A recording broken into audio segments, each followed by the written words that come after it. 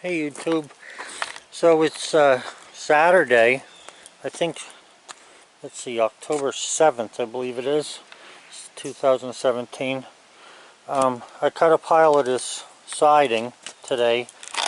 This here, I think there's 18 pieces there, plus I cut this stuff too. Now I'm going to use the 5/4 that you see here. This is 5/4 inch. I'm going to use 5/4 for the trim boards because I can cut like a groove in there and hide the siding in that on the corners, like on the corners of the building and stuff. I'll let you see that after I get it going. But there's quite a few pieces of siding here, as you can see underneath there. Most of it's 12 foot. I do have a little stack there of 8 foot that I'm going to nail up. I think maybe tomorrow on Sunday I'm going to take and start to nail some of this siding up here. I just want to make sure of how I'm going to do the corners so I don't have any water leaking in if I can help it. So the jig that I made, the sawmill, oh boy, I forget what the guy called it the other day, but the sawmill siding jigs work good. And you know, I didn't have any problem with it. And I got to tell you that the Woodmizer itself does some pretty fancy cutting. I mean, look at how thin that is, and that cut all the way down there, so it's really doing some nice siding cuts. One of the other things that I noticed is you gotta have cants that aren't going to be moving, because if you put one of the jigs, if you put one here and then you put one up at the other end, you got to realize there's pretty much of a chance for that to bow, and if it does bow, you'll get a piece of siding that's not, you know, as straight as what these are. But all day long I cut 2 different logs up, and not one time did I have to throw any away. The cant stayed nice, and apparently I think if I was using 16 footers, I think that might be a problem, but 12 foot, and siding usually comes in 12 foot anyway, but you know, it's nice if you can get 16 foot wood siding, because then you can cover a bigger area. But the thing is that with 12 foot and 2 of the jigs to hold the siding, you know, the cant while you're cutting siding, works pretty well. I didn't really have anything that I couldn't use through all the cuts. Got a couple of boards there that I need to cut up. I just slab cut some of these to get to the cant quicker so I could cut the siding. So I can cut a nice bunch of 1x, that's 1 inch stuff there. And you can see how thick that sap is. It's unbelievable. But yeah, it came pretty good. I had to use a can of lacquer thinner today to wash my hands, and not only that, I had to clean the handle on the dog. The threads of the dogs were getting sap on them, and also the parts of the thing here, the handle for to advance the carriage, as well as just this handle for pushing, and even the one for up and down was really getting stucky, gooky, whatever. My gloves have got it all over them. Anyway, at least my wife's in charge of the laundry, so I don't have to worry about that. But I had it on my pants, my shirt. It's pretty sticky stuff, especially when you grab the very end of the board. I'm not sure why. I mean, I know why. I know that the pine tree has sap in it, but it seems to me that the sap would be on the outside edge, but it somehow migrates through the board and gets sticky on the edges. I'll have to do some figuring about that. But anyway, there's some nice pieces there, and I think the shreds that you see there from the cut, this is when you cut wet wood, the direction of the saw. So you can tell that the saw was going that direction on this top board here, because there's no shredded fibers of wood. So when I go to hang this, if I hang it damp like it is or wet, it's not going to be too easy to get rid of some of this. Actually, it's probably easier now though than it is if I wait for it to dry. But either a block plane, a good sharp block plane, or even a sander might make short work of this. I have to check it out. But you can see it's just, you know, like the shreds from the wood. Might even be able to just rub over that with a rough glove and it'll come off the way it looks.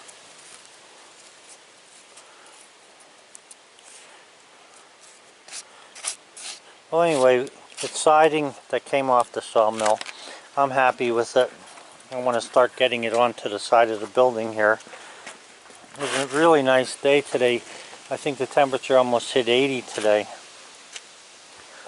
This is 2 5/4 boards. What I plan on doing is I'm going to cut these into 1x4. Well, let me just show you what I got over here. I already have it here. This is a 5/4 by 4-inch board. So what I'm going to do is I'm going to cut a notch out of this and use that on the corners to hide the siding. We used to take and put 1x4 on the corners. Like, let me just show you here. You take a 1x4 and you put it on the corner here, and then you would just butt the siding against it and caulk that. Now the thing is I'm not sure of how much this siding is going to shrink. I don't think it's going to shrink a lot lengthwise, but it is going to shrink sideways. But either way, if you butt it against a 1x4 and you caulk that, you end up having to come back after it anyway. Even if the siding was totally dry, just the moisture in the air is going to affect it, so you may have to do something with it. Sometimes it actually pushes the 1x4 to the side. So if I put a 1x4 in there that sort of acts like a J channel, a wooden J sort of channel, that should hide the edge of this siding. But I'll show you what I do once I get it up. So I cut pretty much that pile over there today and this. And that's not the only thing I did. I was doing some other stuff. I had to go, a guy was going to pour concrete today. He changed his mind because he thought it was going to rain, and it didn't rain, so you know that screwed things up.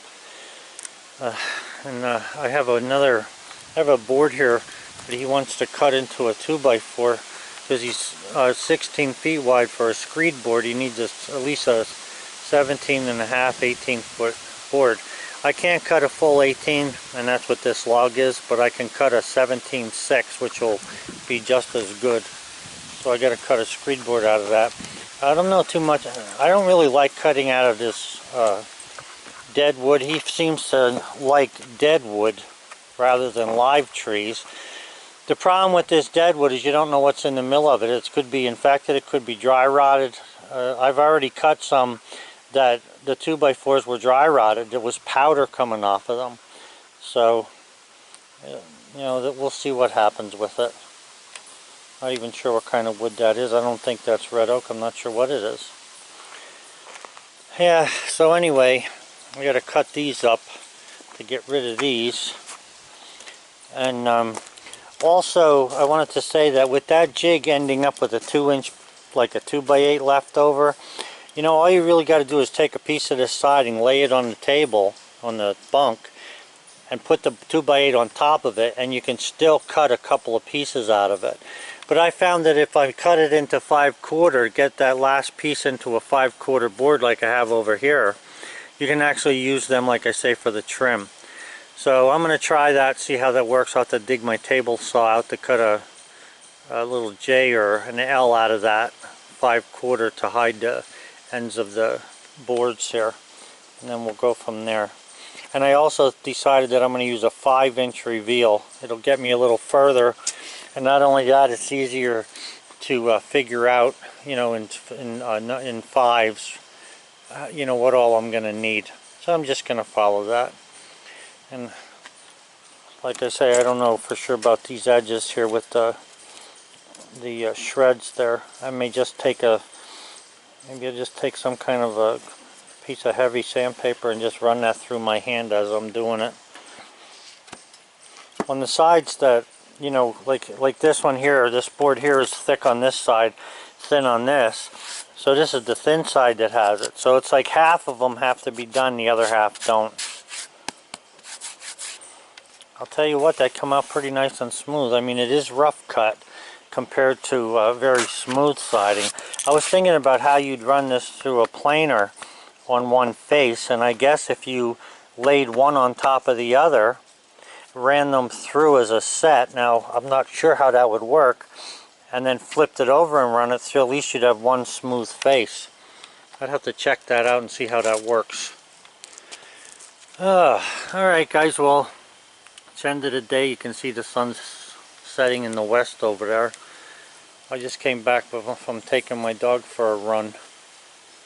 So that's it for another day. I just wanted to say that a couple people had asked me about the workings of those sawmill siding jigs that I have. I'm going to make a video about them, and the only reason I didn't make a close-up video of them is because it's not the best of work. I mean, I had to use my milling machine to make some parts inside of it, but other than that, it was a quick, dirty, you know, get done thing, but they work good. The thing is I'm going to make a better video of how you actually make them, and then I'll put that up probably in about a week, because I've got to get this siding cut and get it nailed up. Alright guys, have a good one. Bye.